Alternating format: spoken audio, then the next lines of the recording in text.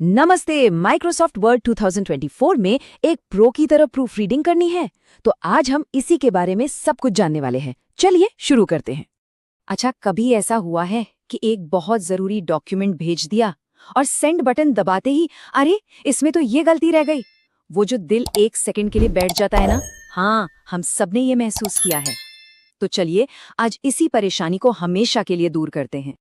तो सबसे पहले वर्ड के इन साइलेंट क्लूज यानी इसके इशारों को समझते हैं। देखिए, ये कोई मुश्किल फीचर नहीं है, बल्कि ये तो एक स्मार्ट असिस्टेंट की तरह है जो हमें गलतियां पकड़ने में मदद करता है। तो ये जो रंग बिरंगी लाइनें आती हैं, इनका मतलब क्या है? देखिए, बहुत सिंपल है। अगर लाल लाइन दिखे तो समझ लीजिए स्पेलिंग में कोई गड़बड़ है। हरी लाइन का मतलब है ग्रामर की कोई दिक्कत, और नीली लाइन वो थोड़ी ट्रिकी है।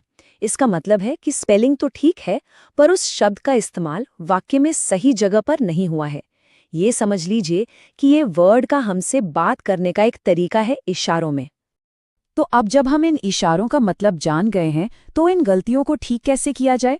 पहला और सबसे पक्का तरीका है पूरे डॉक्यूमेंट की एक साथ जांच करना, खास तौर पर जब उसे किसी को भेजना हो।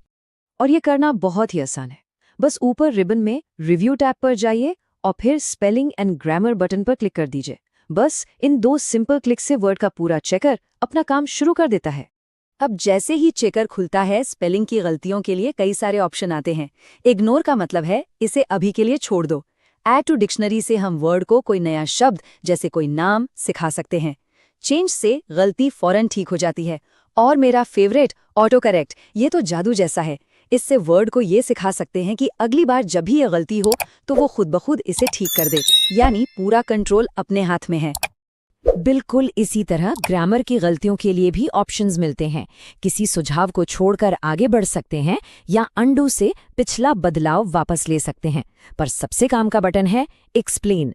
ये हमें बताता है कि ग्रामर के किस नियम के हिसाब से कुछ गलत है, मतलब हम सीखते भी हैं साथ साथ।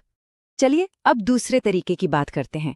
ये एक प्रो टिप है, लिखते लिखते ही गलतियों को फौरन ठीक करने के लिए। बहुत तेज और बहुत कारगर।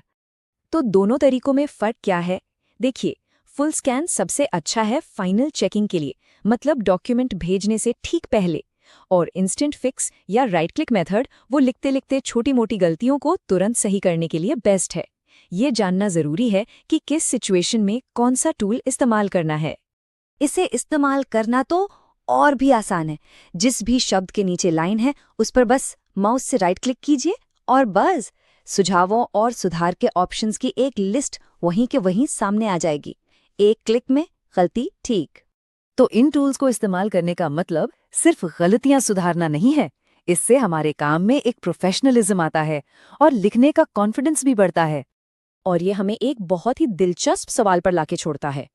सिर्फ सही लिखने के अलावा एक ऐसा डॉक्यूमेंट जिसमें कोई गलती ना हो, वो हमारे बारे में क्या बताता है?